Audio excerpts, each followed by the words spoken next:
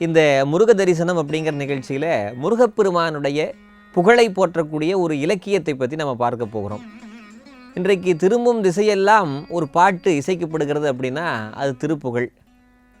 இந்த திருப்புகழுக்கு என்ன சிறப்பு இருக்குது அப்படின்னு கேட்டால், முருகப்பெருமானுடைய திருவருள் பதிந்த ஒரு இலக்கியம்னா திருப்புகழ் தான். வெளிநாட்டில், குறிப்பாக அமெரிக்க நாட்டில் பேச்சு சரியாக வராதவங்களுக்கு திருப்புகழ் தெரப்பி அப்படின்னு சொல்லி திருப்புகழை பாட சொல்லி கொடுக்குறாங்க மருத்துவமனைகளில். அதை சரியாக படித்தோம் அப்படின்னு சொன்னால் பேச்சு பயிற்சி, மூச்சு பயிற்சி, தியான பயிற்சி, ஞான பயிற்சி, எல்லா பயிற்சியும் உள்ளே அடக்கி இருப்பது திருப்புகழ். ஒன்றும் இல்லை, ஒரு மனிதனுடைய வாழ்க்கையில் ஒரு குறிப்பிட்ட லட்சம் மூச்சுக்கள்னு நமக்கு கடவுள் கொடுத்துருக்காருன்னு வச்சுக்கோங்களேன். அந்த மூச்சை அதிகமாக வெளியே விட்டோம் அப்படின்னா நம்முடைய ஆயுசு குறையுதுன்னு அர்த்தம். இதே மெதுவாக விட்டோம் அப்படின்னா ஆயுசு அதிகரிக்கிறது அப்படின்னு அர்த்தம். அப்படி ஆயுசு அதிகமாகணும் அப்படின்னு விரும்புகிறவங்க திருப்புகழை தினமும் படித்தா நம்முடைய வாழ்நாள் கூடும். எப்படின்னு கேட்டால், இப்போ ஒரு திருப்புகழ் சொல்கிறேன் பாருங்களேன். முத்தை தருபத்தி திருநகையத்தி கிரை சத்தி சரவணா முத்திக்குரு வித்து குருபரன் என போதும்.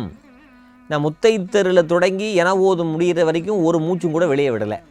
இதே அந்த நேரத்தில் வேறு ஏதாவது விஷயங்களை செஞ்சுக்கிட்டு இருந்தாலோ சும்மா இருந்தாலோ அந்த இடத்துல மூச்சு ஒரு 3 மூச்சாவது போயிருக்கும். அப்போ மூச்சை காப்பாற்றி நம்முடைய ஆயுளை அதிகரிக்க செய்வதாக இந்த திருப்புகழ் இருக்குது. இந்த திருப்புகழுக்கு என்ன சிறப்பு அப்படின்னு கேட்டால், உலக இலக்கியத்திலேயே முருகப்பெருமான் பாட்டு பாடி கொடுத்து புத்தகத்துக்கு பேர் வச்சு கொடுத்த பெருமை அப்படின்னா திருப்புகழுக்கு மட்டும்தான் உண்டு. இப்போ நான் ஒரு புக் எழுதுறேன்னு வச்சுக்கோங்களேன், அதுக்கு நான் தான் பேர் வைப்பேன். ஆனால் நான் எழுதுகிற புத்தகத்துக்கு கடவுள் பெயர் வைக்கிறார் அப்படின்னு சொன்னால் அந்த புத்தகம் தான் திருப்புகழ். அருணகிரிநாதர் என்கின்ற அருளாளர் எழுதியது திருப்புகழ். அந்த திருப்புகழுக்கு திருப்புகழ் அப்படின்னு பேர் வச்சது யாருன்னு கேட்டால், எல்லாம் வல்ல அருணகிரிநாத பெருமானுக்கு அடியெடுத்து கொடுத்து பேரும் வச்சு கொடுத்தது முருகப்பெருமான் தான். எப்படின்னு கேட்பீங்க. 16,000 திருப்புகழ் பாடல்கள் இருக்குது. 16,000 திருப்புகழ்கள் பாடலில் 15,999 பாடல்கள் அருணகிரிநாதன் பாடுனது. மிச்சம் இருக்கிற அரை பாடல் யார் பாடினதுன்னு கேட்டால் முருகப்பெருமான் பாடியது. எப்படின்னு கேட்டால், அருணகிரிநாதர் திருவண்ணாமலையில் வாழ்ந்து முருகப்பெருமானுடைய அருளால் முத்தை திருங்கிற திருப்புகழை பாடி பிறகு வயலூருக்கு போகிறார். வயலூருக்கு போய் அங்கே பொய்யா கணபதி அப்படிங்கிற விநாயக பெருமானை வழிபாடு பண்ணுறார். அங்கே பண்ணினதுக்கு பிறகு முருகப்பெருமானே தோன்றி திருப்புகழை நீ எதெல்லாம் வச்சு பாடணும்னு சொல்லி ஹின்ஸ் கொடுக்குறார். ஹின்ஸ் எடுத்து கொடுத்து அதை நீ டெவலப் பண்ணி பாடுப்பா அப்படிங்கிறார்.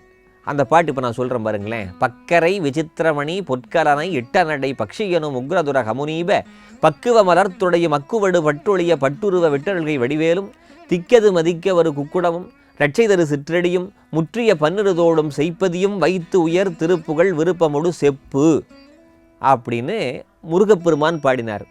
இவ்வளவு பெரிய பாட்டை முருகப்பெருமான் பாடி கொடுத்துருக்காரு. திருப்புகழ் செப்பு என்பது வரைக்கும் முருகப்பெருமான் பாடினார்.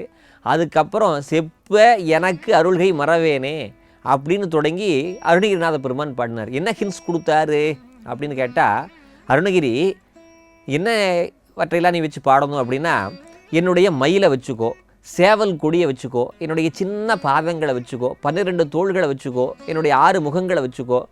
குறிப்பாக ஒரு ஊர், முருகப்பெருமானுக்கு மிகவும் பிடித்தமான ஒரு தலம், ஒரு ஊர் இருக்கும் என்று சொன்னால் அது வயலூர். வயலூருக்கு திருப்புகழ் என்ன பேர்னா செய்ப்பதி அப்படின்னு பேர்.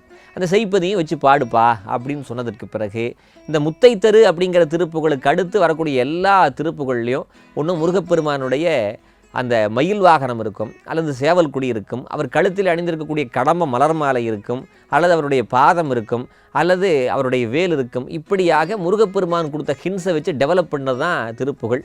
அப்படி அப்பேற்பட்ட சிறப்பு வாய்ந்த ஒரு இலக்கியம்னா திருப்புகழ் தான். திருப்புகழை படிக்க படிக்க ஞானம் கிடைக்கும், நலம் கிடைக்கும், வான மலர்சால் வரம் கிடைக்கும், எல்லாமே கிடைக்கும் அப்படின்னு சொல்லி திருப்புகழ் நூற்பயன் சொல்லுகிறது. இந்த நான் முதல்ல சொன்ன திருப்புகழில் பின்னாடி வரக்கூடிய பாதி பாட்டு விநாயக பெருமானுக்கு என்னென்னவெல்லாம் படைக்கணும்னு ஒரு லிஸ்ட்டாக இருக்கும். இன்றைக்கு வரைக்கும் தமிழ் இலக்கியத்தில் 15ஆம் நூற்றாண்டு வரைக்கும் யாருமே விநாயகருக்கு என்னென்னவெல்லாம் படைகள் படைக்கணும்னு லிஸ்ட்டு போடலை. ஆனால் அருணகிரிநாத பெருமான் இந்த பாட்டில் போடுறார். இக்கவரை நற்கணிகள் சர்க்கரை பருப்புடனை எட்பொரிய வெற்று வகை இளநீர் வண்டு எச்சில் பயிர் அப்ப வகை பச்சரிசி பிட்டு விளரிப்பழம் இடிப்பல் வகை தனிமூலம் மிக்க அடி சிற்கடலை பக்ஷணம நக்கள் ஒரு விக்கின சமர்த்தனும் அருளாளி வெற்பகுடில் அச்சடில விற்பரமர் அப்பருள் வித்தக மறுப்புடைய பெருமாளே அப்படின்னு சொல்லி பாடினார். இந்த பாட்டு மேலே இருக்கக்கூடிய பாதி பாட்டு எல்லாம் வல்ல முருகப்பெருமான் பாடினார், கீழே இருக்கக்கூடிய பாதி பாட்டை அருணகிரிநாத பெருமான் பாடினார். ஒரு பாட்டை கூட்டணி போட்டு ஒரு கடவுளும் கவிஞனும் பாடினார்கள் என்று சொன்னால் அது திருப்புகழுக்கு மட்டும்தான் உண்டு. திருப்புகழை படித்தால் வெறுப்புகள் வாராது, விருப்புகள் அதிகரிக்கும், கேட்டது கிடைக்கும், நினைத்தது நடக்கும். அத்தனையும் தரக்கூடிய அற்புதமான இலக்கியம் அப்படின்னு சொன்னால் திருப்புகழ் தான்.